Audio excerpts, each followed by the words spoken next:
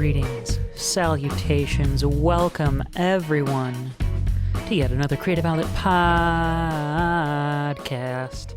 I am your host, Brandon Pudwell, and today is August 22nd, 2023. It is indeed a Tuesday that I am recording this. I was going to record this yesterday because of something that isn't even a main topic we're talking about today. It is something that only would have made the intro, but I'll be getting to that shortly. It's something that I'm going to more close this intro up with rather than talk about it now. If you know anything that's relevant about the date that yesterday would have been, August 21st, 2023, I have a suspicion that you might know why I pushed to extra make sure I'd be recording this around right now. Although I did intend to record this anyway this week because I just finished my notes on Sunday, but I digress from all of that. It has been just probably the shortest hiatus that isn't a consistent scheduling time between episodes, but I've had a little bit of busyness. I finished the last episode, of course, but since then I've been primarily working on making a potential bit of a job change.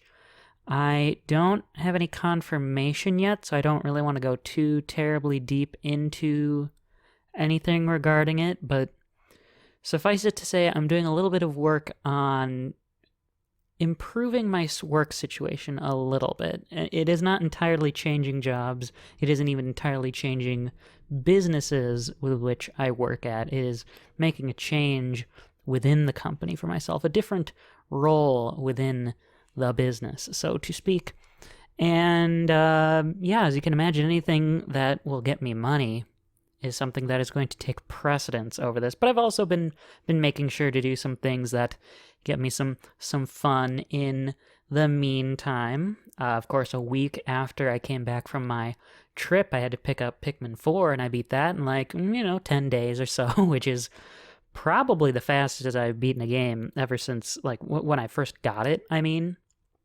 I still do not intend on doing a review, but I did have a good time. The more I think about it, the more I don't know entirely where I would rank it. I'm not sure if it should be my favorite game in the series or if it should be my second favorite game.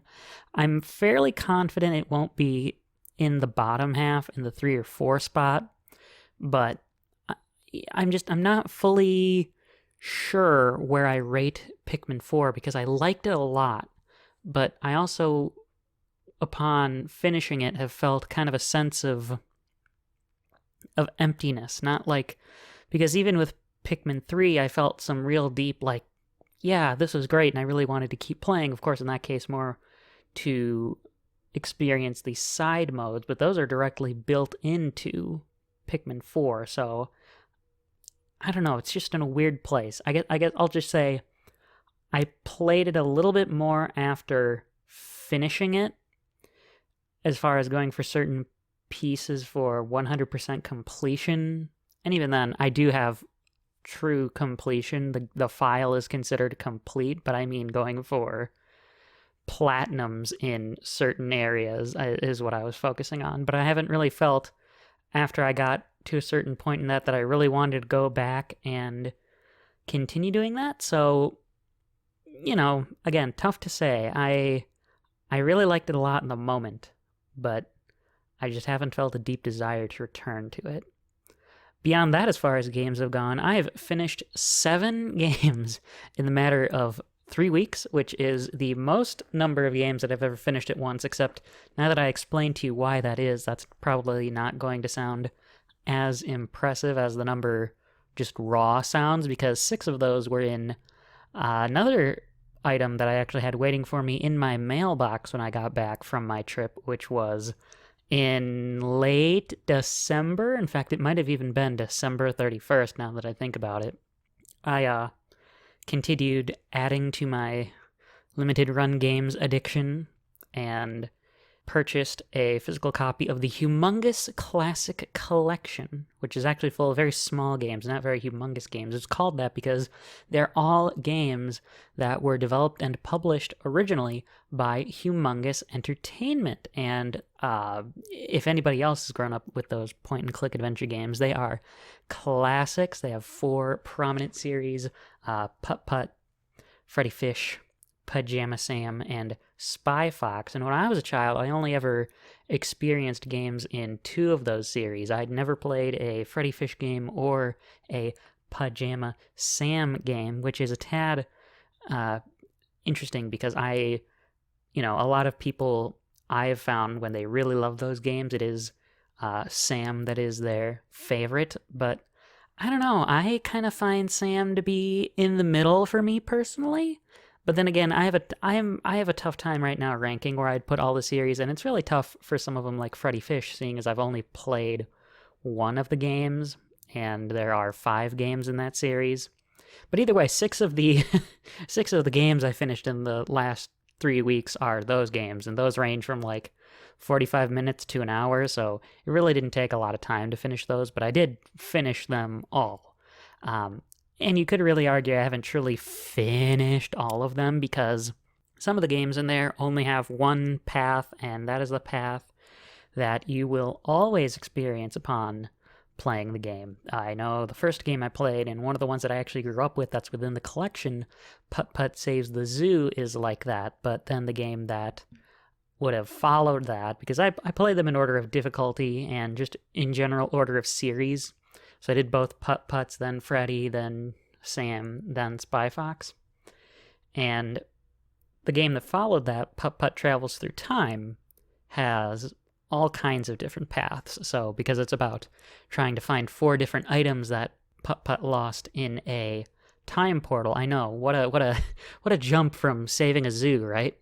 And those items can all end up in each different time period, and so the playthrough that I got on my first playthrough is most certainly not going to be the one that I get on my second playthrough. And then the same is true for Pajama Sam, both of the games, and Spy Fox, as well as Freddy Fish. So I only played them all once, and in fact, I could have more directly, if I wanted to, with Pajama Sam 2, gone to full completion and played all the paths, because for some reason, only Pajama Sam 2 and 3 have this feature where in the menu you can actually choose which grouping of puzzles you want for your playthrough. So I got one grouping of puzzles, of course, in the playthrough that I did, but I could go for a different path. I could have gone through all 4 paths if I wanted to, but I just really wanted to play through the games once. I will most certainly go back to them at some point, but I only really wanted to go through them once for now. And then the last one I finished after that, the 7th game, I just got done on Saturday with Ghost Trick Phantom Detective because I had picked up a physical copy, shipped it over from Play Asia of the Japanese version, and I'm actually I guess I'm not that disappointed in myself. I'm a little bit disappointed that I didn't go for the Asia version because that version has an English box, and the inner sleeve with the manual is also in English, so I would have had a copy that I could actually read everything on. Instead, I got the Japanese version because I did not know if the version they would sell on there was in English or not, and the Japanese version was $29.99, which is how much it costs to download the game, whereas the multi-language version was $39.99, and so I would have had the English box, but it still would have been the same game regardless because there are multiple languages on the cartridge. So either way, I played the game through pretty quickly, and man, I should not have been so surprised by this because there's only really been one Shu Takumi game that I've not entirely loved, and that is the Great Ace Attorney Adventures.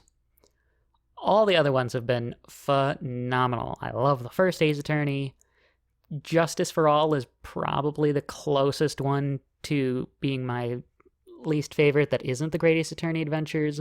I've kind of considered, by the way, doing a topic now that I've played all the Takumi-led games starting with Ace Attorney. Like, maybe I should do a list of where I rank all the games, but I'm genuinely, it's not the top and the ends that are hard to do, it's the middle.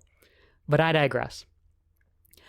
My point is, I wasn't sure going into Ghost Trick if I would love it because it's obviously pretty different from Ace Attorney. There's nothing that's particularly super similar about it, but lo and behold, I had a phenomenal time with it. I had a very emotional time playing it because that plot, it takes you places, man. And when you see how all sorts of different things are foreshadowed, and it was great. I am going to add into the annoying legion. Okay, well, I don't think they're annoying, but to some people they may be annoying. The legion of folks who are like, you don't have an option, you need to just play Ghost Trick. And now that it's not just on the DS, or just on iOS and Android, now that you can easily get it for your home console of choice or PC via Steam, folks, please, please, please play it, because it is a fantastic game. I absolutely adored it, and I don't think I could play it again right now because I just experienced it, but, it might be another part of the group of games that go in the middle of me playing the Ace Attorney trilogies at this point that I enjoyed it so much. Normally what I've done is the original trilogy, then Investigations, then second trilogy, or I guess now I could call it the Apollo Justice trilogy, since that's the game it will be on in early 2024. But I might have to add Ghost Trick in the middle there, too, for just an even more extreme change of pace, because, man, it was really, really, really, really good, and I really, really, really liked it. I just don't know now where would I fit the Great Ace Attorney Chronicles in there, of course, because I really, really, really liked the Great Ace Attorney 2 Resolve by the end. It definitely took some time for me to get into it, but I did quite enjoy it by the end. But I was not so into the Great Ace Attorney Adventures, and I feel like, see, I've seen a post somewhere where someone was like, man, what do you think an Ace Attorney game would be like if they had 10 cases, if it was double the length of a single game so far? And I didn't respond to it, but what I was thinking when I read it is like, no, I have experienced that game, and it is Chronicles, and I actually don't think it works out super well.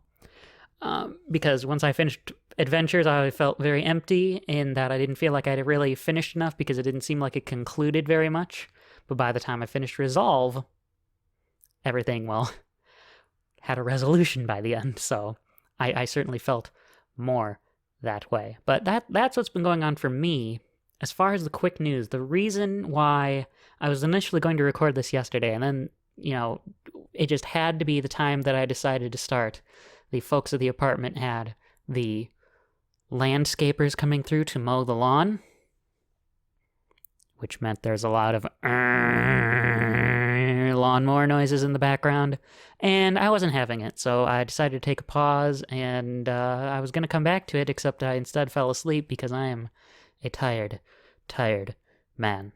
So anyway, now I'm coming at you today with the main reason that I wanted to do this today, or rather yesterday, because we got the news that I am mixed on that Charles Martinet is no longer voicing Mario. He is retiring from being the voice of Mario and Luigi and Wario and Waluigi and all of their baby variants. In fact, I want to read to you folks I'm still going to call it a tweet. I don't really do any social media stuff, let alone X now.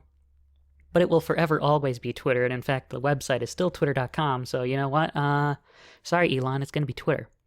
But anyway, on their account, we have the following message that I'm going to read for you folks now. Quote, Charles Martinet has been the original voice of Mario in Nintendo games for a long time, as far back as Super Mario 64, unquote.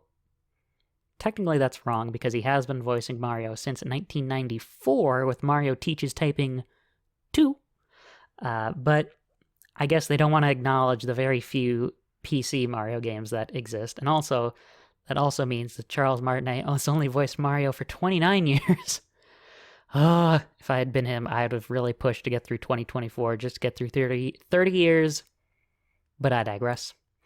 Quote, Charles is now moving into the brand new role of Mario Ambassador. With this transition, he will be stepping back from recording character voices for our games, but he'll continue to travel the world, sharing the joy of Mario and interacting with you all. It has been an honor working with Charles to help bring Mario to life for so many years, and we want to thank and celebrate him. Please keep an eye out for a special video, a special video message, if I could read, from Shigeru Miyamoto and Charles himself, which we will post at a future date. So I'm not really going to go into my thoughts here because I'm already 15 and a half minutes into this recording, and my goal is to make this a shorter episode. In fact, I have only 24 pages of notes here, which is 7 pages shorter than last time, so I'm on the right track. But I would also want to collect my thoughts more before sort of going really into my thoughts on Charles Martinet leaving, but I could not obviously record this without telling people, given that I am certainly a huge Mario fanatic, as folks would know, given that, Super Mario World's only like one of the first 3 games I ever played, so I think it's complicated. I ultimately am happy for the man as long as this is really and truly what he wanted, and I look forward to hearing who the new voice of Mario is going to be in Super Mario Bros. Wonder, and the new voice of Wario in WarioWare Move It. Because remember, when I discussed the June Direct, there had already been speculation that Mario doesn't sound quite right, and I was more on Wario really doesn't sound right. But until we get confirmation that Charles Martinet is out, it's him voicing the characters, and now we have that confirmation. My methodology, as usual, not to toot my own horn here, but it has been vindicated, as it usually is, waiting for something to actually happen instead of pretending like something didn't happen and being embarrassed after the fact. But anyway, let's get into our main topics for today. I have 2 for us, as is the new standard that I'm going for.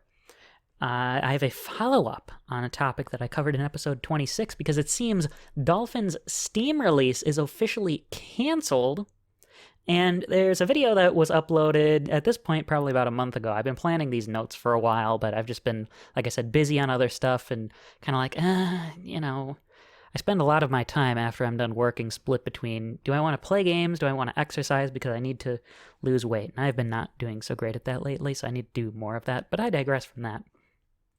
And sleeping, because, as I mentioned, I am a very, very tired man. So, as you can imagine, the thing that would be more work has been kind of left to the wayside, which is this podcast. But I'm really trying hard to, keep it as a thing that I do somewhat often enough. I'm trying to not be gone for more than a month for sure, but we'll see how long this takes to edit. Probably less time, because there shouldn't actually be any visuals with this one. Anyway, the video that I was talking about that was released about a month ago, there is somebody who uploaded in HD Sony's E3 2006 press conference, and until I took the notes for it, for the segment I'm going to do, I had never seen it until I'd done that. So I'm going to give you my thoughts on it. It's considered a very infamous press conference. I don't know if I entirely agree with that, but I can absolutely see where people come from in thinking that, and we're going to be going through that today. But we're going to start with the first thing I said, which is the Dolphin Steam follow-up. And I will tell you folks, I didn't expect this to come back so soon, but less than a month after I'd recorded episode 26, where I'd covered what I called the debacle between Dolphin and Steam, the team decided to just pull the plug on the project. Not Dolphin, they're continuing on Dolphin, but they pulled the plug on trying to bring the emulator to Steam. And I would recommend that if you really want to get the full story of what happened there, you should just listen to that segment of episode 26. And in fact, I will provide a timestamp that links to that point in episode 26 where I start talking about it. So that also means audio folks. That link's going to go to the video version of the podcast for that, but if you want to just stay on this format and you haven't listened to episode 26 for some reason and you're on episode 28 now, you should just be able to use that time code, seek to where that is, because it should be the same. I can't think of any reason why it would be different. But if you just want to skip that and you only need the basics, feel free to stick here, and I'm going to give them to you whether you decide to leave or not, so that you can just be up to speed without any of that commentary that I had last time. So what is Dolphin? Dolphin is a GameCube/Wii emulator for the PC. An element that lets Dolphin do what it does is it directly utilizes the Wii's AES-128 common key. And when I say directly, I don't mean that that is an element of the Wii console that is emulated. I mean it is directly pulled from the Wii's firmware, and that's going to be important, okay? The team behind it had announced in March that they were bringing the emulator to Steam for free, but in late May, kind of early June-ish, in that sort of time frame, Valve had notified Nintendo that, hey, these folks at Dolphin, they're going to do this release. And so, of course, Nintendo responded to Valve basically asking that, hey, don't allow the release, or, there's going to be some legal action here against you, against Valve specifically. There was no threat made against Dolphin. It was just Valve. And technically, that's then not considered DMCA takedown. It's just considered a legal threat because, they didn't actually invoke the law or go through any of the channels that would legally need to be done for it. It's just, hey, writing a letter of, this is our response. Thank you for notifying us. This is based on the law. This is our interpretation. Now, Dolphin's developers dispute the argument that was made in the letter from Nintendo, but they wanted to get legal counsel and determine what they could do to move forward. But the long and short of it is that Valve insisted that they would need to get express permission from Nintendo to put Dolphin onto Steam, which, as you can imagine, they would be very unlikely to get. And in fact, from the piece that announced the cancellation of Dolphin on Steam, the author wrote, quote, "Valve ultimately runs the store and can set any condition they wish for software to appear on it. But given Nintendo's long-held stance on emulation, we find Valve's request to get approval from Nintendo for a Steam release to be impossible. Unfortunately, that's that," unquote. So pretty much everybody here sees this right now as a situation that can't move forward. Dolphin can't go on Steam because Valve says they need permission from Nintendo, and Nintendo says, no, you can't have this on Steam. Therefore, no dice, right? It's not happening. Now, what has happened since then? And, what are my thoughts? Of course, I just mentioned the major thing. Dolphin's not coming to Steam anymore, right? It's just not going to be there at all. Now, it can still be downloaded from its website for free, as it always has been. And like when I last talked about this for the lawyers, that is not an endorsement to do that. I'm just saying nothing has changed on that front. If you are somebody who desired to get Dolphin, you did not need to have the Steam release to get it. You could still go to their website and get it. But in the interim between the initial delay to today, the Dolphin team did speak with a legal counsel. They spoke with a man named Kellen Voyer and his law firm. And from their exchanges, Dolphin's team believes that including the encryption key, the AES-128 that I mentioned, is not illegal, and they will be keeping that in the Dolphin emulator. So in their post on the matter, the author from the Dolphin team recounted the history of getting the Wii common key. I don't think going through all that history is super germane for this discussion. If you really want to read about it, I will, of course, have the post in the description for the audio folks and the video folks to take a read at. It's not a super long story, but again, I don't think it's really necessary here to hear, oh, this is how, we were able to hack Wii's and get the common key and blah, blah, blah, blah, blah. I do, however, want to talk about this particular quote. Quote, "These keys have been publicly available for years, and no one has really cared.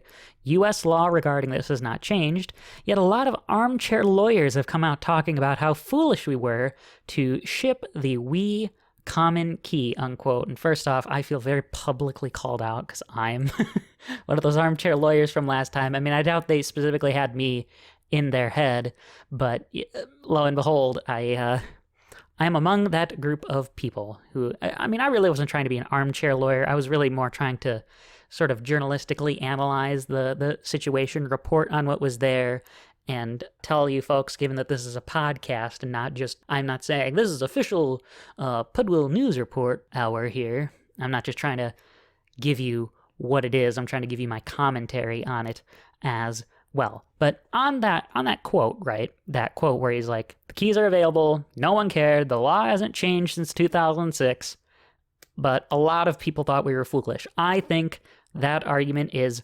100% fair, okay? Now, I doubt that at the time, Nintendo was like, yay, people have figured out how to exploit our Wii console when it first came out. But it is also true that there is very little, if anything, that they did to change what was going on with it, right?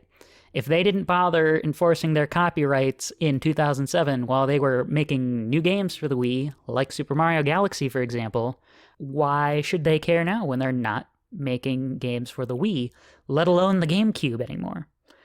Sure, they have a very small handful of re-releases, but the point is, this is on the Wii console and the GameCube. This is not a Switch exploit, this is a Wii exploit specifically, and they didn't care then, so why do they care now?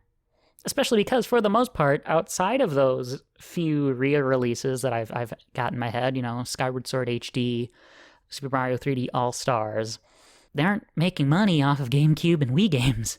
I highly doubt that there are any brand new Wii discs sitting on a shelf anywhere that have not also been sitting there for, probably 15 years at this point, give or take. Now, for the most part, the most important part, right? I want you to remember this. Remember this little bit that I had mentioned last time. So in the letter to Valve, the response from Nintendo, they'd talked about how the way that Dolphin works is by, quote, circumventing a technological measure that effectively controls access to a work protected under, unquote, the Copyright Act. And so then that section had a big focus on this particular portion of the law, which is section 1201, subsection A, subsection 1. So again, based on their counsel, I'm just reporting to you what Dolphin said, and if you don't believe me, you can read the post from them. Dolphin claims that they have a strong argument against Nintendo's claim, and they say that Dolphin is just meant to recreate the Wii and GameCube consoles as software, and that it would allow users to use that emulated environment. In other words, it is not circumvention. Now, I would counter that argument with some obvious points, right? So if it is the case that the goal is to just emulate the environments, to emulate the consoles themselves, right, of the Wii and the GameCube, why would you even include any piece of the code that is related to circumvention whatsoever?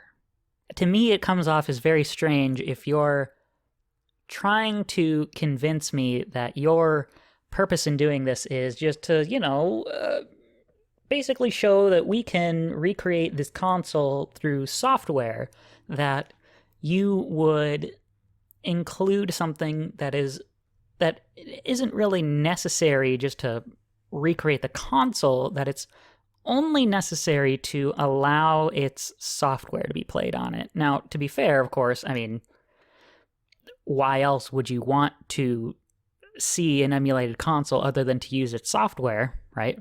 And that just kind of directly gets into my other point, right? The reason most people make emulators is because coders want to do exactly what Dolphin's arguing here, right? They want to prove that they can recreate the hardware and really learn get the inner workings of it and make it perfect, right? They are emulating the environment to interact with it. But the problem with that premise is, and regardless of the truth value of what I just talked about, right? The fact of the matter is what most people would use a program like Dolphin for is likely for circumvention. And I think the intended use case, to the extent that you really believe that the intended use case is just to emulate the environments of the GameCube and the Wii, I'm kind of torn on that because of the history of emulators, right? People have been trying to make games playable on PCs since the Atari, the original Atari 2600. But the intended use case versus the real world use case, to me, is it becomes an important distinction to make. And I should also point out that, to me, especially since we are talking again about two systems that nobody's making money off of anymore, to me, this idea of circumvention doesn't have the same negative connotation that it is legally supposed to have, because clearly the idea of circumvention is supposed to just be a stand-in for piracy. The idea is that, you're emulating this game because you didn't want to pay for a copy of it to own the license to the software in the form of the disc. And if Wii and or GameCube games were still regularly on the market, I think that argument from Nintendo would be much more defensible. But like I said, the last time a Wii disc was printed is, probably 2018, and that's only for Just Dance. Another thing that these circumvention methods are also used for, and why I don't really see it as having the same negative connotation, is that you're using it for game mods, to make fan games, to have translation patches on games. If you have a game like Captain Rainbow that never came out in English and somebody did the work of localizing it and you want to play it in the language that you know, those would also be ways that circumvention technology of the Wii Common Key is used. So when I say that most people are using Dolphin for circumvention, I'm not really saying that all people are using it for the purposes of piracy, which again is very tenuous since those games don't make money anymore. But they're using it for other purposes too, and those are legitimate purposes. Mods have been on PC games forever. People like modifying games. People like fan games and trying out original homebrew on software. And again, that's been a thing for a very long time. So it's not really surprising that these would be around. And I don't see those as particularly negative uses. And of course, I am also, on the last point of the translation patch, I am somebody who has benefited from these, considering I've played Ace Attorney Investigations 2 on a DS through a cartridge with a fan translation on it. So I directly understand at least some of where this comes from. So I don't think that this argument is necessarily as bad as it is, but what I really have to do is look at this from a more objective standpoint. What I'm trying to do at the end of this topic here is evaluate, if I had to be the judge, how would I rule? Or at the very least, if I had to get into the mind of a judge, how do I think they could rule? And, as usual, still, it's also complicated because I think piracy as a general rule is wrong. But in the case of games that can only be found on the secondhand market, or they're just gone entirely in the case of any content that was on the Wii Shop channel, there is literally no workaround beyond using Dolphin. So it can't really be seen as that detrimental when nobody other than the secondhand store is making money off of the physical copy of the game, or the reseller, or the entity that uploaded a game for download can't possibly make money off of it anymore. At the very least, through that method. I also, though, do think the argument itself from Dolphin, if I'm trying to get into the mind of a judge, though, it is pretty weak because those real-world use cases do still count. And while I think I think they're morally persuasive, I don't know if a judge would evaluate those and agree from a legal standpoint. But of course, I'm not necessarily reading the law and the fact and putting that together. I'm not a lawyer, as always, but these are important aspects to consider. They then continue to say, moving actually on from that point, only a small piece of code, just this little tiny piece in Dolphin, is related to circumvention, which again, that is true. And in fact, I don't know whether to trust this or not, but I am willing to give them the benefit of the doubt on this claim. They claim that GameCube games have no encryption. So, I don't know if that's true, but I'll let that one slide because I'm not an expert on it. I'm willing to believe them on that. They then also go on to point out, hey, there's homebrew games, there are game mods. They don't mention fan games, but I'm sure those exist in there too. Those games target Dolphin. They don't target the Wii, they don't target the GameCube, they target Dolphin. And that's because Dolphin comes with more memory and it comes with more processing power as well than the consoles that it emulates. And in fact, they have this so much so that some homebrew games include a Dolphin mode in addition to their original mode that you could more than likely run on a Wii console. So basically their whole point in putting this together and saying that there are these Dolphin modes, Dolphin is stronger than the Wii and the GameCube, there's this little only itty-bitty tiny bit of the Wii common key that could be used for circumvention, and the intent is not to circumvent copyright. They say that the claim that Dolphin is meant primarily for circumvention, those are their specific words, their quote, primarily for primarily for circumvention, is a reach. And they believe that it would be unsuccessful in a US courtroom. But I come back to my prior point. That might not be the intent, but if that is the outcome, I think that matters. And that isn't to say that my argument I'm making on that is going to hold up for everything, because it is a very broad argument, right? You could apply the real world outcome of something compared to its intended outcome matters point to all kinds of issues. But I foresee a judge, if they're given this case, I don't think they're going to be as kind to Dolphin's argument of that, to their argument that, our intention is not to have it be a piece of software for circumvention, as something that they don't look at as favorably on. Because what Dolphin doesn't have, that other things that you could make that argument for, is what I would define as the same social benefit. So let's look at something that's completely in a different field, and I feel like this is a very obvious example. You look at the car. Sure, the intended use of an automobile is to allow a group of people or an individual to be transported somewhere quickly of their own volition in a small unit. That's the purpose of a car. You are driving that to either get yourself somewhere, to get your family or a few friends, or just some kind of group, or just yourself somewhere faster than you would be able to walking there or running there. And the outcome of that could result in somebody being killed because they were hit by that car. But that outcome does not necessarily outweigh the social benefit of its intended use. There is a lot that has been achieved on a society-wide scale as a result of the invention of the automobile. But it has also had the real-world outcome, in addition to that, of having people die by being hit by a car. Dolphin is thankfully not nearly that extreme, because it can't possibly be that extreme.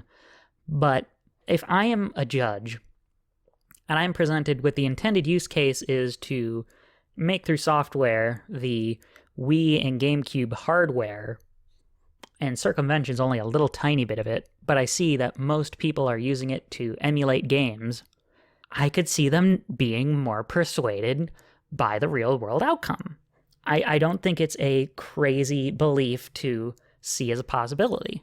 Now, at the end of the day, only a trial can determine what is actually considered the case legally, and though I am ultimately agnostic on what a ruling could look like, I think it's realistic to say that a judge could go in favor of Nintendo. And I understand, of course, this letter, right? Their point is that, they're not going to give the other side of it. They're trying to advocate for Dolphin, and that's fine. I completely understand that. But if they are worried about armchair pontificators, I think they also have to acknowledge that their argument is not necessarily as ironclad as they think, even though they may try to portray it that way. And even then, another part of my lack of confidence, too, is that it is a court, and courts do often side with capital, and what is Nintendo in this instance, if not capital? They're the big business, they make money. There's no reason to assume that they're not going to lean in favor of the big business, which is a shame, of course, but there are major issues with that. You know, the issue should be looked at on its merits, but I do think also by virtue of Nintendo just being a multinational corporation, they have a better shot of winning that case. So it's tough to say. I think a judge kind of similarly wouldn't see emulation as important of a loss as the players do, but I, even as somebody who really doesn't use emulators, I don't have any downloaded in my PC. I've tried using ones a handful of times for specific purposes, but I do think it would be a very huge loss. And I don't want to see that happen because I think the people who do want to make them, the people who do use them, have good reasons more often than not for using them. So, but if I'm a judge and I'm presented this claim, I think there's a reason to believe that Dolphin's claims would be looked at as more absurd, no matter what they try to claim. Another section of that letter, they then accuse the lawyers for Nintendo of making their claims in order to make a narrative that the DMCA's exceptions do not apply to Dolphin. And I just want to briefly set aside the validity of their claims on the exemptions in the Copyright Act that they're going to lay out here. I'm going to get to them next because I want to make a special moment out of this portion. I think it greatly hurts anyone's case to attack the motivations of another as a general rule. That's not to say it's never okay to do that, but I would highly, highly advise against somebody trying to say, well, you're just trying to create a false narrative about my program here because you want to prove that they don't apply to Dolphin. I mean, yes, that's their point, is to show that they don't apply to Dolphin, but trying to say that you're creating like some kind of narrative, like this is an ill-motivated endeavor that they're going for, I don't think is very persuasive. In fact, like I said, I think it often hurts your case to act that way.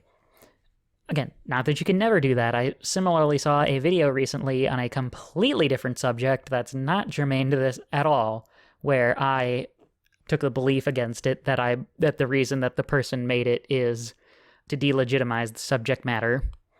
But that's an issue for another time. My point is, it looks bad to attack something that way without really good reason. And look, even then, obviously, as lawyers, the lawyers who are working on behalf of Nintendo need to defend the position that Dolphin violates the DMCA, regardless of if, as individuals, they believe that or not, because that's just the basics of practicing law as an advocate. I'm not a lawyer, but I did take the one legal writing class, and one thing that was very clear was you might not specifically believe the claims being made, but if you are working as an advocate for an individual, you have to go for the gusto to really make a defense of your client, or to prosecute your case, or whatever you may be doing. I just think when you start getting to like, they're trying to paint a false narrative, you start to sound a little bit absurd. And so really this is a small point, and I don't want to make much of it, but it rubbed me the wrong way. But on the substance, Dolphin's argument that the Copyright Act doesn't apply to them has to do with that interoperability idea that I briefly touched on last time. One of the exceptions listed in the Copyright Act is, quote, the purpose of enabling interoperability of an independently created computer program with other programs, if such means are necessary to achieve such interoperability, to the extent that doing so does not constitute infringement under this title, unquote. And that comes from section 1201 subsection F subsection 2. And what the devs at Dolphin say is, okay, well, we independently created Dolphin, and it is, in a very small way, circumventing Wii disk encryption for interoperability with the Wii software that's on the disk, right? Now, before we get any further on that, I want to just step back for a moment and make sure we've defined interoperability too, because that was something that even in episode 26, I was like, I don't fully think I know for sure what interoperability means. And now that it's come up as a major issue in their legal advisement, I think it's important that we know what it means. It was something that I found confusing through research, and I suspect that there are others who would too, if they had never heard the word before, like me. So I just have a simple definition for us to know what it is. At its core, the definition of interoperability, according to the Oxford English Dictionary, is, quote, the ability of computer systems or software to exchange and make use of information, unquote. So when the devs are saying that they used the Wii's disk encryption for interoperability, they're saying that component, that AES-128, is included and is necessary to allow Dolphin and or the PC that's running the program to exchange information with the Wii disk. In order to actually use the program that's on the disk or the WiiWare download that would have existed on the console, we need this common key because it is the only way to result in interoperability.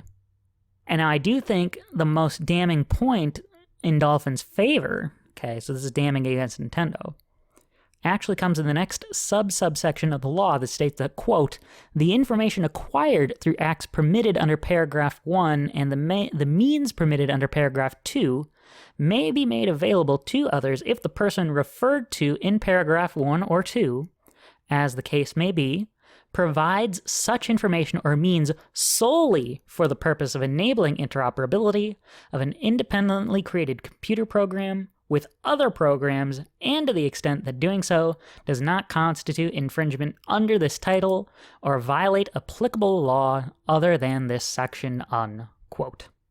Now, once you get to that final section where it's like, well, does this still constitute infringement or not?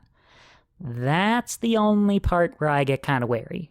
But if it is indeed the case that all the prior reasons under the Copyright Act would hold up, and as it says in this section, that the only way to achieve interoperability would otherwise violate the Copyright Act, it's the strongest argument so far, if I could, put the proper words in a sentence. In other words, basically what this is saying is Dolphin would still be allowed to exist regardless of using the Wii's common key because of this provision. The only way for the Wii disc games to interact with Dolphin, they need this key. And the intent of Dolphin is to be an environment for the Wii, so it needs this key in order to utilize the software, and that's part of, making the environment of the Wii. But they'd also need to pass the first 2 hurdles. So while I agree with the devs in their letter that I think this would be the point that would put them in the clear for sure, I guess I'm just not as confident as them that they would pass the first couple of paragraphs anyway. But they do claim that this subsection is also why Nintendo or Sony or Microsoft or Sega or whoever else that has made hardware, this is why they haven't challenged the legality of emulators, is because of this subsection, right? And again, not a lawyer, so I'm not prepared to speculate on it, but suffice it to say, I think if they're able to get past the earlier points, this is more like the cherry on top than the thing that overrides it all. So that's all from the post that I thought was important to cover here. There is a little bit more that is in it, and I would encourage you, again, if you want to read it, please read it. Make up your own minds on the situation. Don't just listen to me on this. I'm only one individual who can give commentary on what's going on. You could be the next person too. But what I'm still left wondering about really is my central question from last time. All this may be true, but why did you consider poking the bear and making this whole giant brouhaha in the first place? Now, clearly their defense, should it need to be tested, is that Dolphin doesn't violate the Copyright Act. So it should be made available on Steam if we want it available on Steam. And my speculation on that is that they also wanted to make sure that Dolphin was easily accessible for Steam Deck users.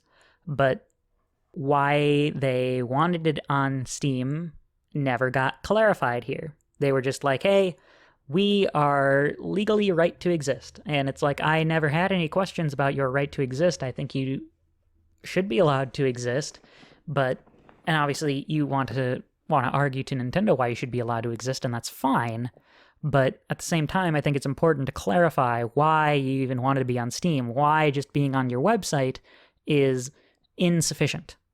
And, when I look at the situation, we have Dolphin that had these great plans and they can't execute them anymore. But I really don't find it to be a cause for remorse, but I also don't, of course, find it to be a cause for celebration either. It's sad. All the work that people did to get Dolphin onto Steam is now for naught. Everything they did doesn't matter. Dolphin's not coming to Steam, and that's sad. That would be a point for remorse. But its chances to get onto Steam were slim from the start, so it's kind of hard, again, to feel bad for them. And, Nintendo doesn't look good here because they're taking down this independent program. And of course they should look bad for that. That isn't a good thing that they're doing, necessarily, even if it does violate their copyrights, and you can see why they would do that. So nobody should be celebrating for them that they got what they wanted. The only silver lining that I see, and this is what they end their post on, is those, who still want it can download it. It's not an endorsement, but I'm just saying that's the reality. And there is some work that was done in the period where Dolphin would have been coming to Steam that is still going to be brought to future releases of the program. So anything that is not Steam-centric is still intact. So not all the work is lost, but just anything that was specifically, we're going to get this on Dolphin, just doesn't matter anymore. But the real change to me that needs to be made here is just that we need to get these games that are from these systems available to people again. If someone is emulating a game, it's because they want to play it and they can't find it in a very easy way. Kind of citing back to a game I mentioned earlier in the intro, right? If Ghost Trick had never come to Switch and Xbox and PS4 and PC, I would have gone out and bought a DS copy. But that is not everybody. There are a lot of people who would want to play it that are just going to go out there and download a DS emulator like Desmumi or Melon DS or whatever it is to play it. And it's because those games aren't available. And that is where Nintendo is dropping the ball. So if they really want to combat this, make sure you're getting more of those games out on Switch and future platforms, because that's the only way that this is ever going to not be considered appealing to people. It's the bottom line. Moving on to topic number 2. It seems to be a tradition, I would say, in various different shows to at some point do what have been called a throwback segment once in a while. If by some miracle you are unfamiliar with what a throwback segment is, it is a segment in a show like this where somebody looks back on an iconic event, and it could be that they're doing it for funsies, or maybe they find that it is relevant again in today's world, and so they feel like they need to highlight it again. And in this case, Sony's disastrous, as it's called, E3 2006 presentation, where they revealed new information on the PlayStation 3, including many games, is relevant again because a user, the channel No Clip Game History Archive, which is owned by one Danny O'Dwyer, uploaded that conference in stunning 1080p HD. And now, I'd seen some of the iconic moments from the conference before, but I'd never seen the thing in full. So when I read that it had come out, I was like, I should sit down and actually watch this, because this is an iconic moment in the game's space history, and I think it would be interesting to comment on. So I wanted to give you my thoughts on this time capsule of a video, starting here. If you haven't watched the video, it's a nearly 2-hour video, so I don't expect you to do it, but it will be linked if you want to watch it to definitely have context for what's going on here, but I'm just going to more or less go through the events in order. There will be stuff that I skip because it's just wasn't interesting for me to need to comment on, and I don't want to be here all day. I've already been here an hour-ish. So let's just get started. And the first thing I want to know is that openings are hard to do, especially for a conference, and especially when you decide we're going to open on sales numbers. Oh boy, right? There's nothing more exciting than opening your presentation talking about, we have sold 100 million PS2s. Woo, aren't we so great? I don't know if I can't remember if the number was actually 100 million by that point. I actually know it had to be because they got to like 150 million something, so of course that's what it was. But I know this is for the media and not necessarily for the consumers, but it's like, we are really opening on this? Really? I don't understand why you would want to open on that. That just seems like such a deflating way to open to brag about how great you are based on how well your consoles are selling. Instead of on, hey, we're here to talk about the PlayStation 3 and how exciting it is. But they do get to that fairly quickly. And I do have to admit, it is very funny in retrospect when you hear Kaz Hirai talking about the PlayStation 3 as he does, because the PS3 is so advanced and, it's going to be so amazing because nowadays it's really old tech. It is 17-year-old tech. And it's also really funny when you consider, too, how the seventh generation of consoles went for Sony, because it's the only time in the home console space where you can argue that they've stumbled a bit on the way. So they're really trying to pump up how exciting and amazing and impressive the PS3 is going to be, and it ends up being, it recovers by the end. It's not like it completely crashed and burned. That's not the impression I want to leave you with, but the PS3 struggled for a while, so to have all this confidence and bravado out of the gate is just, it's very humorous to hear. I'm sure the same thing would be true if you watched the E3 2012 presentation on the Wii U. I think you would see very similar confidence out of Nintendo. I have not watched it in full, so I would not be able to comment on it, but I guarantee same thing was there, and it was very funny then, too, after you saw how things went. And I also think there's an angle to that that's just, this kind of thing is very tired for tech presentations, right? As a consumer, I have heard the pitch many times that this product is going to be so forward-thinking, it is the next leap, it is like everything in the future, and it just gets kind of old. And it's not to say that claims like that can never be true, but I think it's tough to warrant a claim like that. The PlayStation 1, that could warrant it, because this is the future, all games are going to be disc-based, 3D gaming, we're going to make that the norm, and that ended up coming true. It was warranted. It was clear that that's where games are going to be. If you were Microsoft presenting the original Xbox, you could justify by being like, online gaming, that's going to be the big thing. We've never had games that go online before, but everybody's going to be doing it in the future, and you were right on that. We've been in PCs for a long time. We know a lot about PCs, so we wanted to make a console that's more PC-like, and wouldn't you know, in the future, more consoles became more PC-like after the Xbox. So they can really stake their claim on that. The Wii, hey, motion controls have been tried in various small ways before, but they've never been made the central gimmick of a system, or the central selling point, and all the games being designed around that. And we're going to make that a mainstream control method, and wouldn't you know, it's not as common today. It's definitely, I would say, doesn't fit quite the same bill as what I argued for the PlayStation 1 or the original Xbox, but there are still systems that use motion controls. There are still games that use motion controls, and they live on today. They made an impact. There was a future for all of these. Just being generically like, our tech is so advanced and it's the future, just doesn't necessarily sell me on that. And of course, when you're talking about the PlayStation 3 too, it's tougher to do that with, because the thing that they're banking on is the cell processor. And it probably was the best thing that the PlayStation 3 had going for it, other than that games could be in HD, of course, and that it could play Blu-rays, but thinking because of Blu-ray, the cell processor being the selling point of the PlayStation 3 really ended up being more the albatross for it game-wise. And I also want to say it was a very bold statement for Kazurai to say that the next generation doesn't start until we say it does. That is some major confidence, and I can respect coming off of the PS2, best-selling game console of all time, right?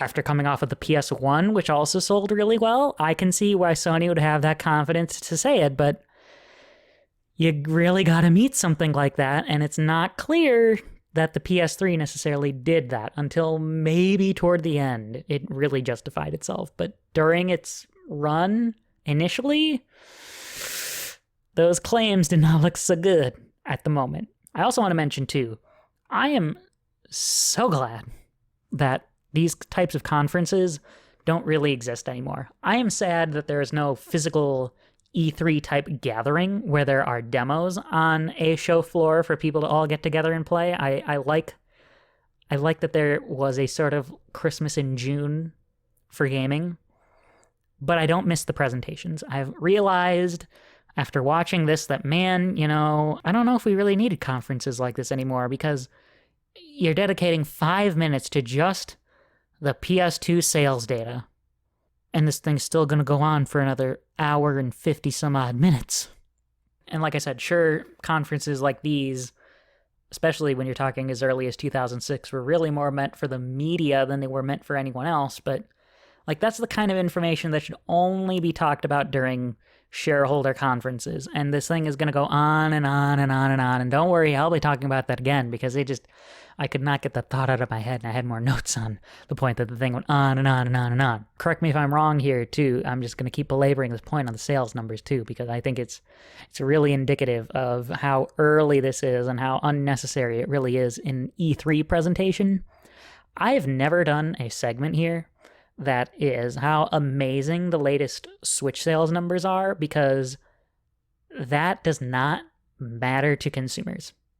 What matters to consumers is the devices, games, the software, what's coming out, what exciting things are being made.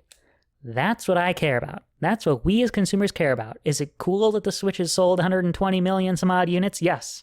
Is it neat to see that it could surpass the PS2? Sure. Is it going to? I don't know, but I am not going to spend a lot of time on this, because unless it actually beats either the DS or the PS2, it's not really significant to me. It's a neat number, but it's no more than a fun fact. And now this is a small thing, but there's a section of the PSP earlier on where Hirai starts talking specifically about the non-gaming things the PSP can do. Oh, it can watch movies on UMDs. It can watch TV shows on UMDs. You can download stuff through RSS feeds after we get downloads or more updates to the system. And, I understand that in Sony's case, these are things that they probably more want to lean on because, well, it was part of the appeal of the original PlayStation. It could play music CDs. What was a major reason the PS2 did as well as it did? It was a game console and a DVD player in the year 2000, when DVD players were expensive. And of course, then you have the PS3 that they're going to talk about for the rest of this. And hey, it can play Blu-rays. So having multimedia on their consoles was always a big thing. But I like hearing him talk about all the things that the PSP could do.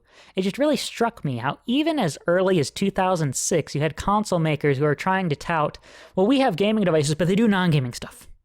They don't just play video games. They do other things too. And nowadays, I think it's neat to have streaming apps on consoles.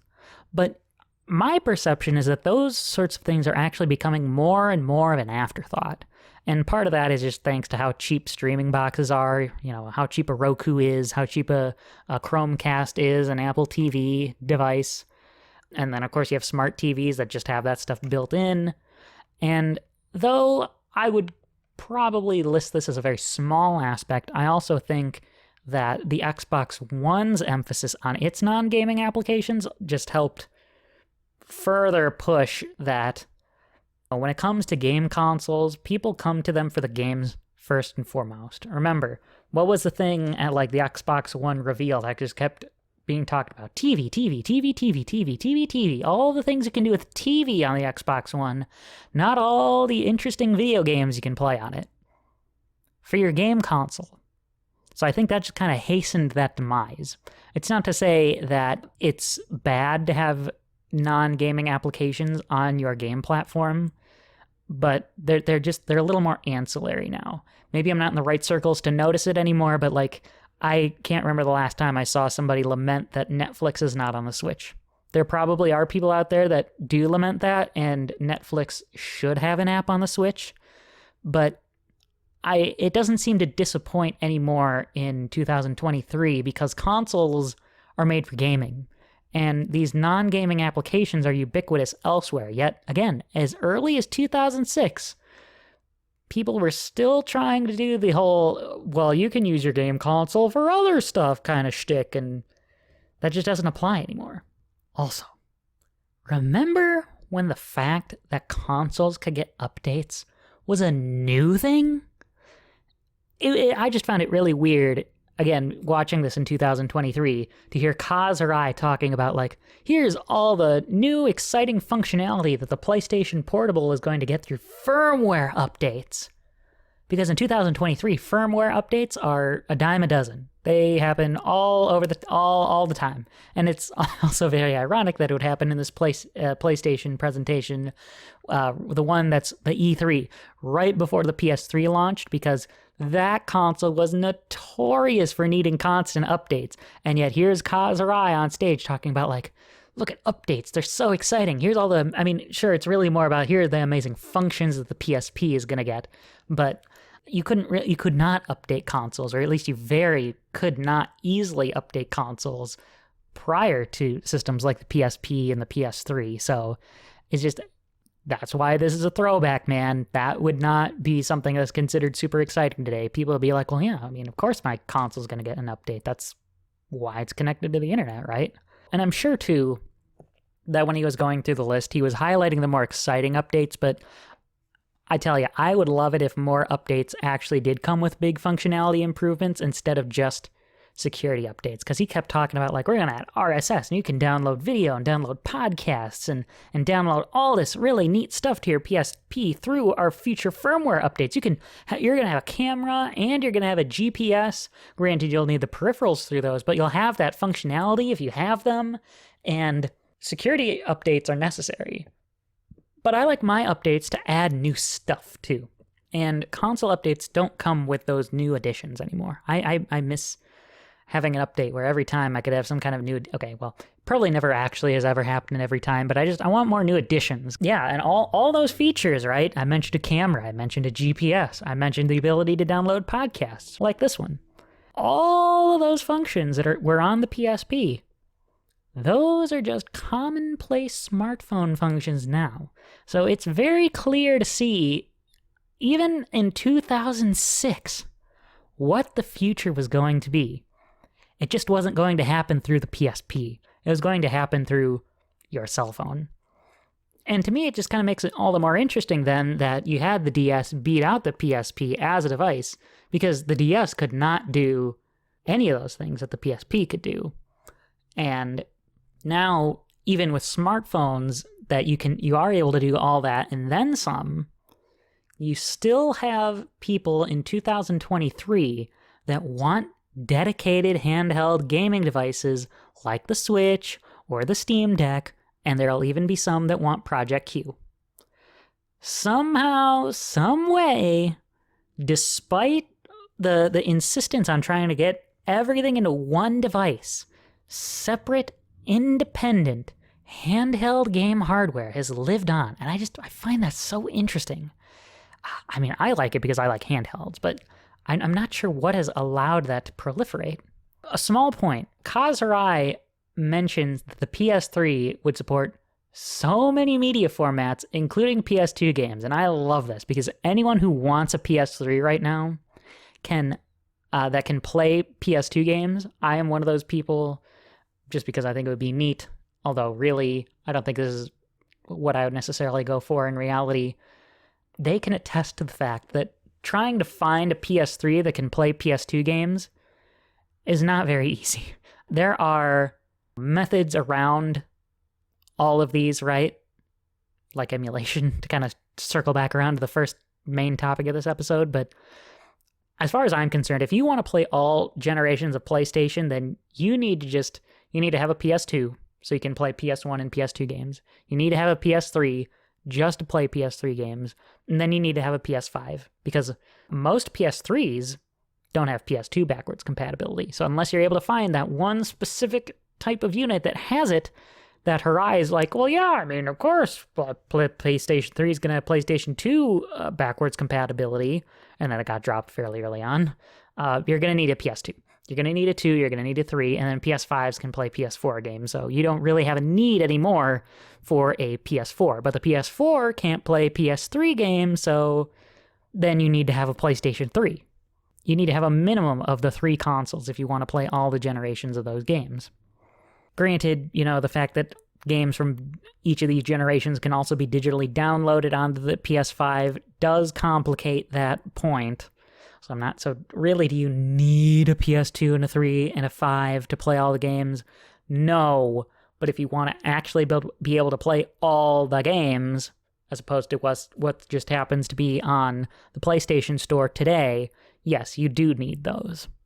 And, the way, like I said, the Kazurai talked about the PS3's backwards compatibility made it sound like, well, this is just a standard feature for the PS3. You're going to be able to play PS2 games on it. But like I said, that was taken out pretty early on in the PS3's lifespan, specifically to drive costs down on the system. And if I recall, the way that backwards compatibility was achieved was by literally including chips that would have been for the PS2 on the PS3. It's kind of like how the Wii could play GameCube games because its hardware was so similar to the GameCube. And just in that same way, later models of the Wii would also remove that backwards compatibility. But at least the vast majority of Wiis are backwards compatible. Most PS3s are not. I can also say, as far as the pacing goes, I don't miss that in any of these conferences. And that isn't to say that I entirely love how a pre-filmed presentation like a Nintendo Direct or a State of Play and the like portray things, because I think that not having things live can result in making things look too good, that they look better than they are. But, once I got to the 30-minute mark of watching this and I saw how much time was dedicated to just Gran Turismo HD, which wasn't even a game, it was a tech demo. And don't get me wrong, also, I'm sure it was exciting because, oh my goodness, a true 1080p HD game in 2006, that's wild, man. Even if it is just a tech demo, it's still wild, man. I'm sure that was exciting. I was just thinking, there's so much of this that can be cut out. We don't need to see 3 simulated races of this. This is not necessary. In a modern gaming presentation, I guarantee that section would have been given 5 minutes tops. And that's something, like I said, this thing is an hour and 57 minutes. Now, the version on NoClip is 152 because a couple minutes of footage had been lost, as he said in the video, or at least the text in the video said, likely due to changing the tapes that this was recorded on. But, so it's just shy of 2 hours regardless. But with very rare exception, I don't think a 2-hour-long presentation would fly today. And part of that is because we just have shorter attention spans now, which I think is something to lament. But part of that, too, is I also think that the people who have to make these presentations have gotten a lot better at knowing what does need time dedicated to it. And just for comparison's sake, right? Pikmin 4, it got about 4 minutes dedicated to it in the June Direct, and if you really think about it, that's probably a longer portion for a modern presentation, because the Direct itself was only 43.5 minutes long, so having 4 minutes of your 43-minute presentation on one game is a long time. Now imagine putting 15 minutes toward one thing in a 2-hour presentation. That, as a percentage, is... Well, actually, no, as a percentage, it's a little bit higher, but it's not that much higher. It's only an 1/8 versus a 10th, but that's still a lot of time. 2 hours is a long time for a presentation. Today, 10 or so minutes of a 2-hour-long presentation would feel like an eternity. And again, this is a tech demo. It's not a game. It is not Gran Turismo 5. It's just this HD demo of what Gran Turismo could look like on the PS3. And what makes it worse is they're not The guy is not even talking during most of it. It's mostly cold gameplay, which, hey, you know what? I can give E3 2006 for Sony a lot of credit. Pretty much every game was gameplay. You don't see that in 2023. I would like that to return. I don't need any pre-rendered cutscenes. I want to see what the game is like. But honestly, I am surprised that when people bring up, oh man, E3 2006 for Sony, that was notorious, that they're not also bringing up, like, man, they spent a long time on stuff that really didn't matter. It was mostly about the funny things, And I mean, I like the funny things too. I will talk about them here, but we gotta truncate this down, man. We can't spend 10, 15 minutes on a tech demo. Oh, and you know what? That Grand Canyon portion. That portion was funny because every single time the blue and white striped car would go by, you would hear the same horn sound every time. In every angle that it was on screen, you heard that sound. They apparently could not bother just compiling a little library of sounds for it, or just being like, let's not set this to play every time we change an angle and the car happens to show up in it. It had to play every time. And why? Why would you guys do that? As far as the funny stuff, I'm very surprised that I'd never heard anything about the Eye of Judgment game before, because I don't think there's anything that's super duper embarrassing during the portion other than, hey, now that's what I call a duck. Other than that line, to me it just seems like a very quaint game. People gave the 3DS AR cards a hard time because they're not something that were used very often with the system, and so rightfully so. They deserved that hard time. But that game, the Eye of Judgment, looks like it's just Kid Icarus Uprising's AR card mode, but that's the whole game. I don't think you're ever going to see a game like that get made again. I don't think it would fly to keep using that terminology. I like using it. I don't think it would happen again in 2023. And it's so funny to see what we would be okay with in 2006. Who knows? Maybe it is a really good game, but something tells me that it is not something that a lot of people picked up, let alone something that had a huge legacy. So those bits had Phil Harrison in it, and now Kaz Hirai is going to come back to start talking more about PlayStation 3 and its features, and he says something very interesting about its online service. Do you remember a time when the ability to play PlayStation online was free? I don't remember that. I mean, remember when online gaming on consoles in general was more free than it was paid? It's just crazy to think that we have two of three major consoles, being the PS3 and the Wii, and if you want to count them too, probably the DS and the PSP. You can play those online for free. To later on, now for PS3, we're going to make you get PlayStation Network. And then when we move on to the PS4, we're going to continue that. And of course, Xbox has been doing paid online since the 360. And then you get the Switch as well. Now you need some kind of pay-in to play online. And all along, the only barrier to entry for playing PC games online, just pay your ISP. I might not be the biggest PC gamer, but you know what? PCs are always going to have that benefit. And it is a shame that paying for online got normalized. I was just like, oh man, you could play the PS3 for free online for a time. Where the heck did that go? And it took, we were almost there. It took until the 41-minute mark for the first moment that I've noticed people make fun of this show for a lot of times, which is to hear Ridge Racer when Kaz Hirai is showing off the PSP and its ability to play classic games. And it's such a small moment, but it makes me chuckle just like everyone else, because he sounds like so enthusiastic about it, but it comes off as so dorky. And in my case, I can relate to that because I would definitely do something like that, but it's also just a little bit embarrassing. To me right now, it's more endearing, but that's easy to say now that we're 17 years on from it, as opposed to we're trying to show off our new console now, or our new feature on PlayStation Portable now, and make it cool.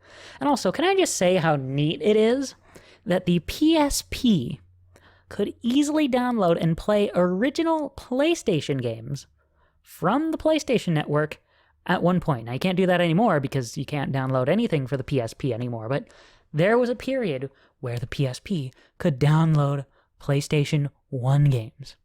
And now subsequently, how disappointing is it that there's only a drip feed of legacy content on the Switch? You have a handheld that came out in late 2004, early 2005, and it can play games from just about 10 years earlier. And we still, to this day, do not have GameCube Switch Online. What kind of sense does that make? Like, what the heck? And I can't believe I am, introducing this idea, another big innovation through the SingStar series of all game series. But, they brought back Phil Harrison, who would be the future head of Google Stadia, mind you. And he starts talking about, here are the new online shopping features that the PlayStation 3 would have, because consoles didn't have that before. This is a new thing, right? So it's just weird, first off, to hear that you can download stuff for your game on your console and how revolutionary that is, because today, that's super commonplace. In fact, it's too commonplace. And what's crazier about it, I did not expect in the year to hear in a video from the year 2006 that somebody would say the word microtransactions. Microtransactions.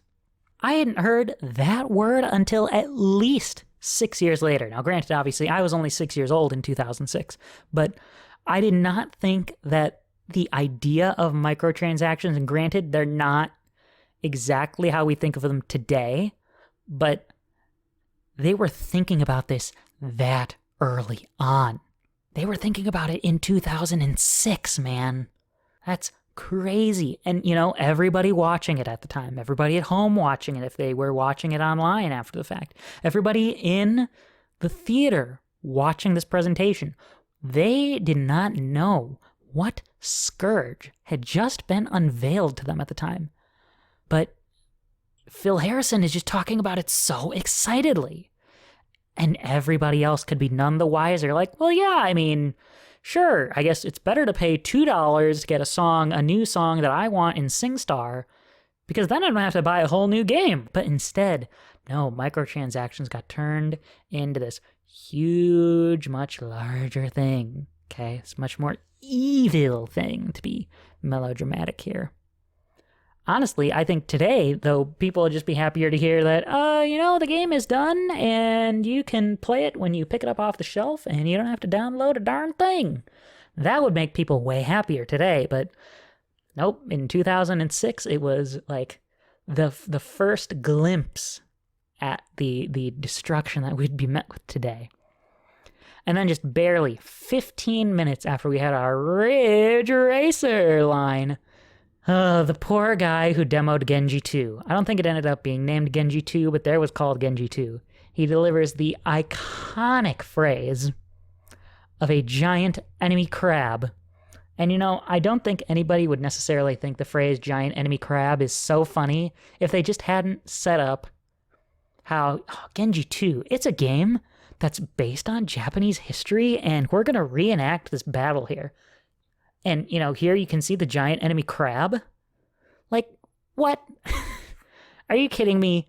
I understand, right, that making a game that's based on a historical event or historical events, yeah, that's limiting. But, if you can't figure out that making a giant crab an enemy in a game, or in your game, I suppose I should say, if I'm talking to the developers, that you're basing on history, maybe what you should be doing instead is making a game with an original plot that's based on that time period so that you could accommodate those ideas that, just didn't happen in reality. I highly doubt there was any time in history in Japan where there was ever a giant enemy crab that any samurais or warriors had to fight. Call me crazy, but I'm pretty sure that's the case. But more importantly, 2 minutes, less than 2 minutes, after we get hit with that phrase, we get the just as iconic attack the weak point for massive damage, which, to be honest, I don't really think it's actually all that funny of a line. I mean, it's funny in that people have made fun of it for years, but I think hearing the line in the video in context didn't make it all that humorous to me, because that's what weak points are for. They're for massive damage. I mean, maybe it's just because, maybe that is the joke. Maybe that is literally the joke, or maybe it's that he just very enthusiastically was like, I'm going to attack the weak point for massive damage. Maybe it's just how unenthusiastic he was saying it, or maybe it's just that weak points in general, if you really think about them, they're really absurd. You would never have this giant, like, kick me sign on something in real life, but they are common game conventions. I don't know. Maybe I just don't get the joke, but regardless, the line is iconic and I had to mention it, right? And so not long after that, they go on to this F1 game, and it's to talk about the revolutionary feature that your PlayStation Portable can sync up with this PlayStation 3 game to act as a rear view mirror, which Phil Harrison seriously suggested that people might position next to their TV. Now look, I own a Wii U, so far be it from me to say that something like that is not theoretically a cool idea. Because, that is totally something that somebody would have thought to do on the Wii U as well. But I would really like to know if there's anybody out there who, for one thing, bought the Formula 1 game on PlayStation 3. And if they did they use that feature and not just as a joke? I do think there are cool ideas that involve a second screen on consoles. The main one that comes to mind is Pac-Man Versus. But ideas like that, we're going to have your PSP, this little itty-bitty handheld screen while you're holding your, console controller trying to play your game on your TV. We're going to have that be your rearview mirror. Instead of having one built into the game or just designing the game around not needing one, right? That to me just seems like such a bad idea. It's something that needed to be more seriously considered before being implemented, because it seems embarrassing to show off. There's no way that anybody came out of that thinking, wow, that's so cool. I'm so excited to do that. And I want to ask, what was up with that Heavenly Sword bit? I know that people like the game, but I was just confused about the way it was introduced, because I feel like the way Phil Harrison introduced it made it seem like the guy that was demoing the game was supposed to, talk about the game too while he's playing it. And instead it's just cold gameplay. He's just playing the game there, doing what he's doing, not talking about like, well, so we're in this battle here and you're playing as this character and she can use these mechanics and but here's some of the ways you can pull it off and here's why this is engaging. No, he's just playing there. And I love that it's gameplay. I don't want to understate how great it is to see a presentation where it's just gameplay, showing the games. But if you're demoing a game at a conference, it generally helps to like talk about what's going on, especially if you've never played it. But I guess maybe that also would have resulted in another giant enemy crab moment, and so maybe that's for the better.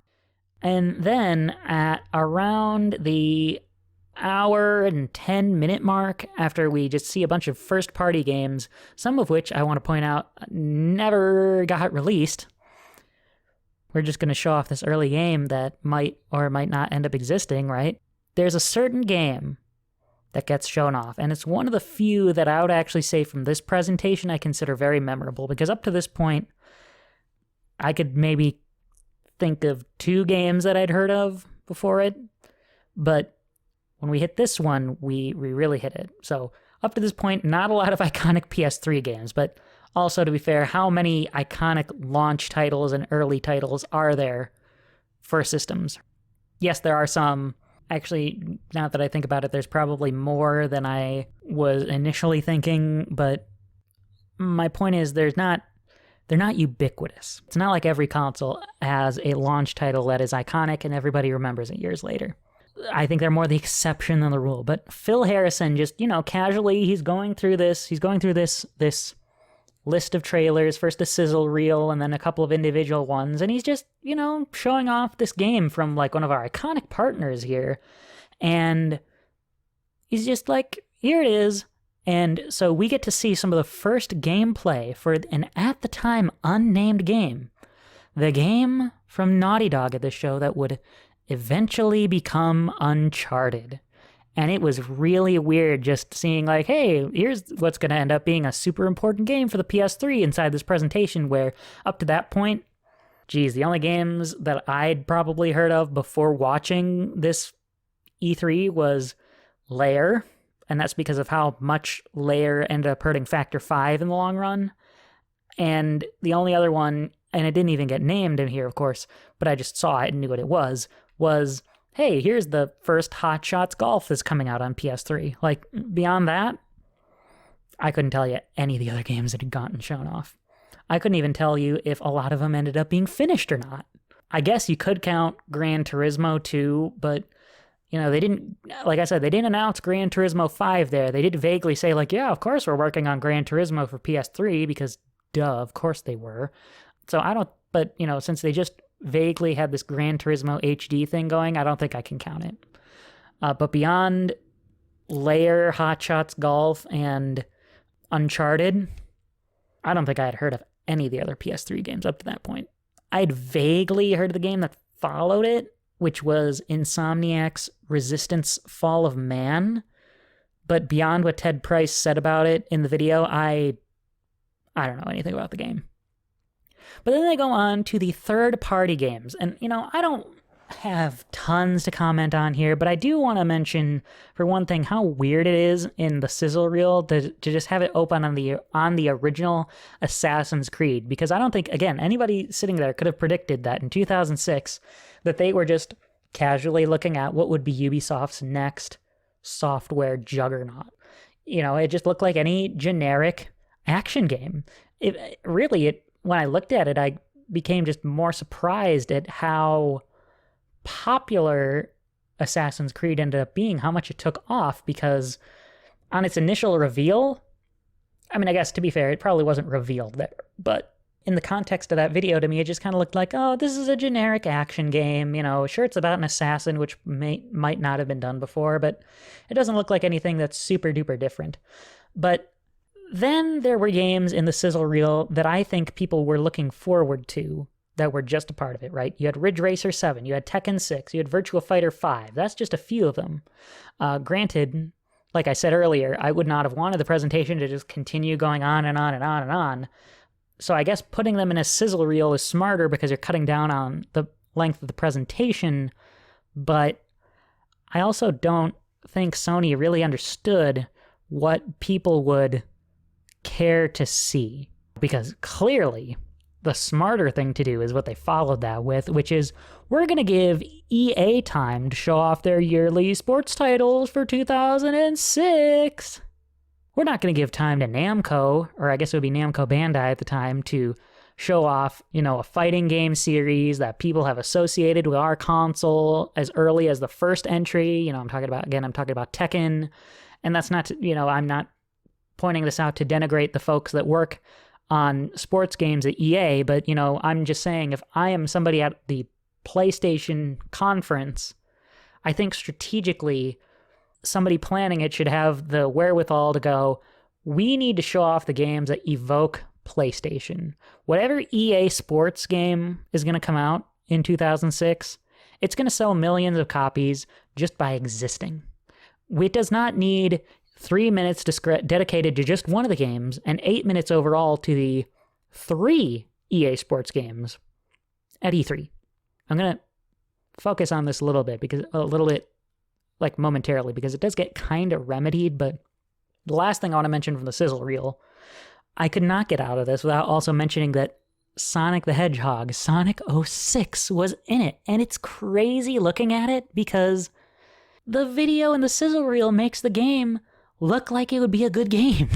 And granted, I guess it's probably not that hard to make any Sonic game look good, but gameplay-wise, I don't see any glitches on it. You don't really get to see much of the ridiculous plot. I mean, sure, you do get to see like the hellish looking fire tornadoes and the dramatic song, and you have Shadow with his guns, right? Yes, that's all obviously like over the top and cheesy and silly, but the game itself doesn't look like the bad product it ended up being. But getting past the real, right? My point on emphasizing series that people associate with PlayStation did kind of get remedied about 8 minutes after the EA portion, because they went on and focused on Final Fantasy 13, and right after that they focused on Metal Gear Solid 4. But you know what? You know how long Final Fantasy 13 got? 1.5 minutes. 1.5 minutes for Final Fantasy 13. Now granted, like I said, EA had 8, and that was split over 3 games. Okay, it was split over 3 games, and it also included, like, here's some of the interesting tech that we have for these games. But my point is, Final Fantasy, Metal Gear Solid, Tekken, those are all series that should be getting that treatment, because those are games that are going to be remembered for years. As impressive as the tech behind Madden 07 initially was, or NBA Live 07, seeing how the guy interacted with like the point and the focus points, nobody talks about that game anymore. Nobody plays that game anymore. So taking 8 minutes of your 2-hour presentation to focus on that is not going to have any staying power. A series that people still think about today is going to have that staying power. So give you that kind of time to Metal Gear Solid 4. Give that kind of time to Final Fantasy 13. And I think they've gotten better about doing that, but it's still just silly. So the next thing they have then go on to show off is the 6-axis controller. Remember, the PS3, it did not launch with the DualShock 3. It took until at least a year into the PS3's lifespan for the DualShock 3 to become the default controller on the PS3. And I did a little outside reading on this, but their claim was that, well, I mean, Rumble, what a last generation feature. Nobody cares about Rumble anymore. But then the DualShock 3 came out a year later with Rumble. So, you know, when you consider that, and then when you also consider that Sony was in a patent infringement lawsuit regarding their Rumble for DualShock at the time, you know, something tells me maybe it was not the case, that it was just a last generation issue or, you know, feature, and that there were really other reasons why they might have made the 6-axis first instead. Call me crazy, but I think there might be something to that. And they just keep talking about how light the 6-axis is too, and that, I mean, that's because there is no Rumble in it. That's why it's so light.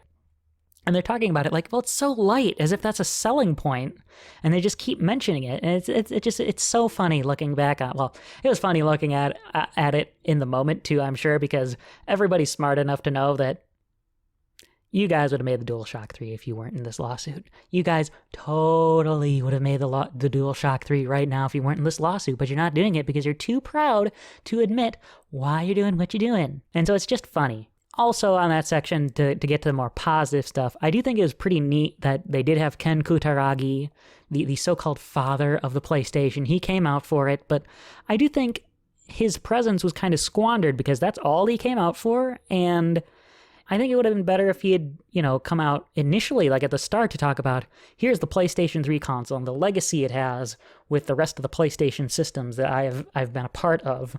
But instead he just comes out, you know, shows off the controller, stands by Phil Harrison where he really does the demoing of the 6-axis, and that's it.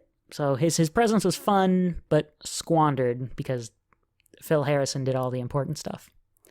It took until the very end here to probably hit the most important moment that hurt the PlayStation 3 for so long.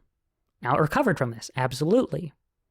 But the price for a 20 gigabyte PlayStation 3 at launch was $499 US, and the 60 gigabyte model was $599, and they announced it there. To put it in perspective, in the year 2023, the disc model PlayStation 5 with randomly an 825 gigabyte SSD, because I guess we couldn't do a 1 terabyte one when the PlayStation 4 had a 1 terabyte hard drive, but whatever. That model, the more expensive one, is $499 in 2023 dollars. So imagine $599 in 2006 for a 60 gigabyte console. Sure, that was a lot of storage space at the time, but that price, I can pretty much guarantee you, was the main reason why at first the PS3 did not do as well. It would have done way better out of the gate had it been $100 or so cheaper at least. Now, certainly the difficulty that developers had with the cell processor, that didn't help. Developers prioritized the Xbox 360 instead of the PS3 because it was easier to work on, and so the PS3 versions were worse. So that did not help it either, but also having it be expensive on top of that, being probably the most expensive console of all time, yeah, no wonder why the PS3 didn't do well out of the gate. And you know what? That's also the same reason that the 3DS didn't do well out of the gate either. $249 for a handheld is too much as well. And it similarly didn't have many impressive titles until later in 2011, but dropping the price on that to $170, that really helped the 3DS. Dropping the price on the PS3, that helped it a lot. But I think that is going to cover the presentation. So clearly I had a lot to comment on, but honestly, it just, when I really sit back and look at it, it kind of surprises me how infamous this presentation really is considered, because a lot of the critiques I think I have of it are approaching it with my modern lens, with my lens of what is the present for me right now. But when I look at it holistically, I don't know if I can really say it's all that embarrassing. I mean, certainly the funny moments were funny. Ridge Racer, or hey, that's what I call a duck. Those are funny. And yeah, I mean, the pricing was the joke on top of it, but is this presentation really as disastrous as the Wii Music demo at E3? Okay, I'm probably more in tune with that because I'm, more of a Nintendo person than a PlayStation person, but something surprises me about how disastrous this is considered, even though really it was funny. So, folks out there, tell me, is there something that I am missing that explains why this is so disastrous? I did see an article later that had an interesting theory from O'Dwyer himself. If you forgot, because it's been a while since I mentioned him, right? He is the guy that runs the channel that uploaded this HD version of the conference. He had an interesting theory on why this presentation specifically was disastrous. And he thinks it's because, memes, like the giant enemy crab moment, were not nearly as common in 2006. So having a joke that people could share online all the time was a very new thing. And so having it being shared around and people knowing that it came from Sony's 2006 E3 definitely made it look more disastrous. And, I was also recommended after watching the conference, I saw a video that was also, funnily enough, an HD remaster of an earlier video, where someone was trying to, in a very fanboyish manner, convince the people watching it that they should purchase only a Wii or an Xbox 360 instead of a PS3, and the way that they did that is they compared some of the claims made throughout this presentation to what was shown off. And like I said, while I think the video was kind of fanboyish in trying to defend products that you don't have to defend, you don't have any stake in them, dude.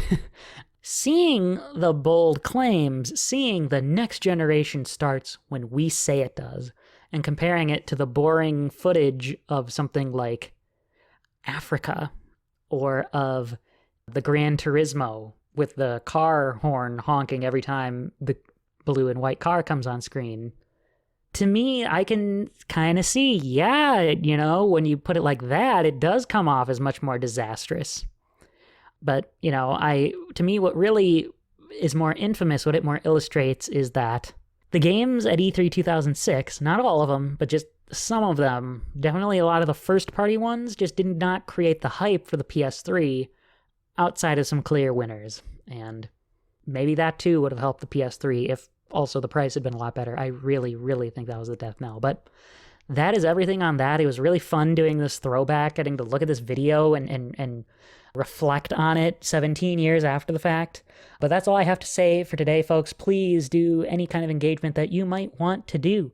hey, best way to tell me why I'm wrong, best way to tell me why Sony's E3 2006 was so disastrous, it's in a voicemail at podcasters.spotify.com/pod/show/the Yes, it is podcasters.spotify.com/pod/show/the COP/message in the case of you specifically wanting to send me a message. Otherwise, comments, likes, subscriptions, all that kind of stuff, those are fun too. I look forward to seeing you folks in the next episode. This is Brandon Pudwell signing